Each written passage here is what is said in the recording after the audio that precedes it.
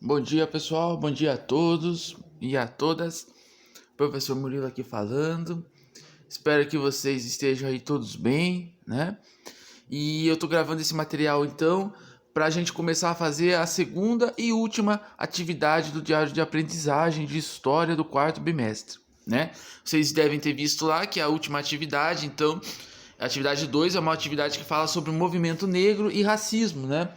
E eu deixei ela também para fazer nesse mês de novembro, já que é o mês que nós vamos aí pensar um pouquinho sobre esse mês da consciência negra, o dia 20 de novembro, que é aí o dia da consciência negra. Tudo bem, pessoal? Então, eu vou preparar aí 2 materiais para vocês para realizar essa atividade. Esse é o primeiro, e na semana que vem vocês receberão o segundo e daí o último material, né? Daí acabamos aí as atividades do diário de aprendizagem, tá bom? Então vamos fazer a leitura aqui? Então vamos lá. Muitas pessoas acreditam que não existe racismo e, portanto, não seria necessário falar sobre isso. Dizem que a escravidão acabou já há muito tempo e assim o passado já teria sido superado. Acreditam que o presente não é impactado pela história, pelo passado. Hoje, vamos conversar um pouco sobre a questão racial na história moderna, para tentar compreender esse fenômeno. Afinal, como já disse o historiador Mark Bloch, a incompreensão do presente nasce da ignorância sobre o passado. Essa é uma frase que a gente já conversou bastante nas nossas aulas presenciais, né? Essa frase do Mark Bloch, que foi um historiador francês, e ele fala então que a incompreensão do presente, né? Ou seja, o fato das pessoas muitas vezes não compreenderem o que está acontecendo no mundo no presente, seja na política, seja na economia, seja na história de uma forma geral, e essa incompreensão do presente vem do fato das pessoas desconhecerem o passado, ou seja, ignorarem a história, né? Então, para começar a nossa conversa, temos de ter em mente que a colonização da América pelos europeus a partir do século XVI. Colonização foi o processo de ocupação forçada das terras da América pelos estados nacionais europeus, né, como aí França, Inglaterra, Portugal, Espanha, Holanda, né, pessoal, que foram potências europeias que exploraram, né, ocuparam à força os territórios que descobriram aqui na América, né? Ou seja, a colonização não foi um fator histórico que submeteu apenas o Brasil. Ao contrário, foi um fator mais amplo, foi um fenômeno histórico mais amplo de relação, né, desigual entre a Europa e as Américas. A chegada e a descoberta pelos europeus do continente americano desconsiderou as populações nativas que aqui já viviam, os povos indígenas, né? E tinha por objetivo a colonização a exploração dos recursos naturais e do trabalho alheio para a produção de mercadorias, gêneros agrícolas, para serem revendidos no mercado europeu, garantindo assim a acumulação de capitais para o enriquecimento dos estados nacionais europeus. Então aí o objetivo dessa tomada forçada, né, dos territórios aqui da América pelas potências europeias foi aí a exploração dos recursos naturais, né, e a produção de mercadorias para venda no mercado europeu para enriquecer essas potências europeias, né? Diante da resistência indígena à escravidão e também como uma forma de intensificar a acumulação de capitais para as metrópoles, os países colonizadores lançaram mão da escravização de pessoas nativas do continente africano, criando um comércio de pessoas para realizarem os trabalhos nas colônias americanas. Ou seja, como a escravização dos povos indígenas, por exemplo, aqui no Brasil não deu certo, então o que esses países europeus vão fazer? Eles vão criar um comércio de pessoas, né? Vão buscar sequestrar pessoas na África para trabalharem como escravizadas, né? Para trabalharem como escravas aqui nas colônias americanas da Europa, né? E isso era uma forma também deles conseguirem mais lucro, porque o próprio comércio de pessoas, o tráfico de pessoas, era uma maneira, se dava através de um comércio, ou seja, trazia lucro para negociantes. A região da América que se tornou o nosso país, o Brasil, foi colonizada por Portugal e era chamada de América Portuguesa. Olha só, pessoal, de 1500, o ano em que os portugueses aqui chegaram, até 2020, que é o nosso ano atual, né? Contamos 520 anos de história. Desse tempo total de existência, 322 anos foram de exploração colonial pelos portugueses, o que significa que 62% do total da nossa história fomos explorados pelos portugueses. Já no que se refere à escravidão, esta só acabou no ano de 1888, o que representa 75% do total de nossa história. Isso significa que, em 75% do tempo total da história do Brasil, vivemos sob o regime escravista, ou ainda 3/4 de nossa história. Parece que a escravidão acabou faz tempo, mas com esses números nós percebemos que a maior parte do tempo de nossa história estivemos sob esse regime violento. Aqui até coloquei alguns gráficos, para mostrar para vocês. Olha só, essa parte azul é o período em que o país viveu sob a exploração dos portugueses, ou seja, sobre a colonização. Ou seja, a maior parte, galera, 62% do tempo da nossa história. E já na escravidão, essa parte azul, ela corresponde ao período em que o Brasil viveu sob o regime escravista, ou seja, 75% do total de nossa história. Então, para quem acha que a escravidão é uma coisa que acabou, é uma coisa que ficou lá no passado, vejam que a escravidão ela ocupou a grande parte da nossa história, ou seja, nós ainda vivemos o impacto, de termos sido formados como país sob uma instituição tão violenta como a escravidão. É sobre esse passado violento, colonização e escravidão que o nosso país é constituído. A colonização e a escravidão na formação do nosso país devem ser entendidas da mesma forma como um alicerce está para uma casa. Para uma casa, o alicerce é aquilo que estrutura a construção dessa casa, ou seja, é uma parte super importante. É sob esse alicerce que a casa se ergue, é construída.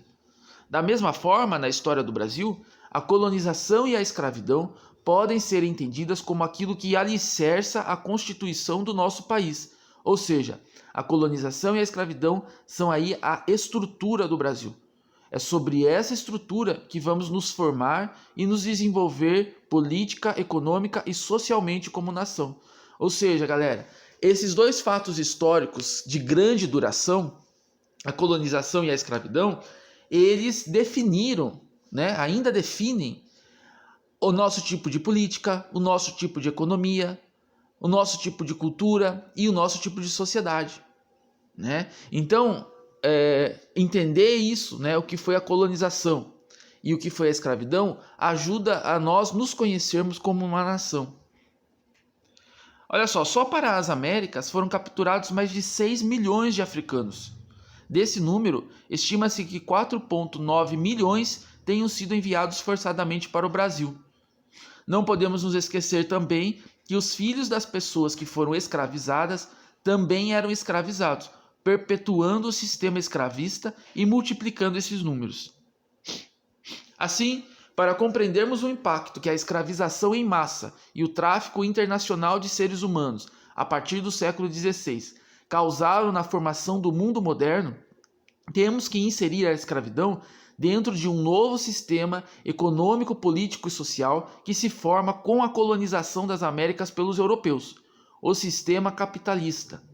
Com isso em mente, podemos compreender que a questão étnico-racial é central para compreendermos a atualidade, não apenas do Brasil, mas dos demais países americanos e também africanos. Não é à toa que todos os marcadores sociais que dizem respeito às condições de vida das populações negras em todas as regiões apresentam grandes desigualdades em relação às populações não negras. A essa estrutura política, social e econômica que formou o mundo moderno, baseada na desigualdade pela cor da pele, é o que chamamos de racismo estrutural. Ou seja, uma estrutura que orienta todos os valores do mundo moderno a partir de uma concepção racista de mundo. Então, pessoal, entender a questão étnico-racial, a questão do racismo, nós precisamos ter em mente que não é um fato que aconteceu apenas no Brasil, Nós temos que ter em mente, então, que a escravidão ela está ali junto com a colonização, ou seja, com o projeto de exploração das Américas pelos europeus, É um projeto de poder dos europeus, é um projeto de exploração econômica dos europeus. na região aqui das Américas, né? E a colonização e a escravidão, então, que estruturam o nosso Brasil, estruturaram também a maioria dos países do continente americano, né? Os Estados Unidos, as regiões que foram colonizadas pela Espanha, pela França, enfim, pessoal. É um projeto de mundo, é um mundo moderno que nasce com a colonização da América pelos europeus, né? E nessa colonização está inserida uma concepção de mundo racista, uma concepção de mundo de exploração econômica e uma concepção de mundo em que as pessoas foram divididas, né? Foram classificadas pela cor da sua pele para garantir o lucro dos europeus, tá? Então é isso. Então, a partir disso, galera, que a gente tem a estrutura do nosso mundo moderno e do nosso país também, né? Então, todos os valores que vão se desenvolver no mundo moderno, eles vão estar dialogando com essa estrutura desigual e racista. Na cultura, na economia, na política, na sociedade, né? No determinado padrão de beleza, né? Por isso que a gente chama de racismo estrutural, porque nós vivemos em uma sociedade cuja estrutura é uma sociedade racista. Tudo bem? É por isso que mesmo após a abolição da escravidão, em 1888, no Brasil, né, que foi o último país a abolir a escravidão, não há uma mudança significativa para a vida da população negra. Muitos ex-escravizados precisaram continuar a trabalhar nas fazendas de café em que viviam como escravos, já que a abolição não garantiu nenhum direito ou indenização a essa população. Como disse a historiadora Emília Viotti da Costa, a abolição libertou antes os homens brancos do fardo da escravidão do que propriamente a população negra. Então, pessoal, nos dois próximos materiais aí, nos dois próximos não, né? No próximo material, nós vamos conhecer um pouquinho sobre a história dos movimentos e da luta antirracista no Brasil e nos Estados Unidos, tá? Então aqui ficou mais uma introdução. Aqui eu coloquei um mapa para vocês muito interessante que mostra a data das abolições da escravidão nas Américas, tá? E vocês vão perceber que o nosso Brasil é o último, foi aí o último país a abolir a escravidão, né? Isso mostra um pouco como o nosso país é um país aí conservador e como esse racismo é muito forte na estrutura do país, né? Tá? Então, no próximo material nós vamos ver aí as lutas antirracistas no Brasil e nos Estados Unidos. E hoje eu queria que vocês ficassem mais com essa ideia do racismo estrutural, né? Ou seja, galera, racismo não é apenas uma manifestação individual de uma pessoa racista, né? Uma pessoa criminosa contra outra pessoa. Não é uma manifestação individual apenas. O racismo é uma estrutura que formou um país com base na segregação de pessoas pela cor da sua pele, né? E essa segregação se dá na economia, na sociedade, na cultura, na estética, né? Quando você olha para a televisão, quando você... nas piadas, né? Que de piadas não tem nada, mas as pessoas que naturalizam o racismo pela piada, enfim... tudo por aí, nessa estrutura racista que se formou no Brasil, tá bom? Então, até o próximo material aí. E qualquer dúvida, vocês me chamem aí pra gente conversar mais, tá bom? Um abraço, fiquem bem e até mais.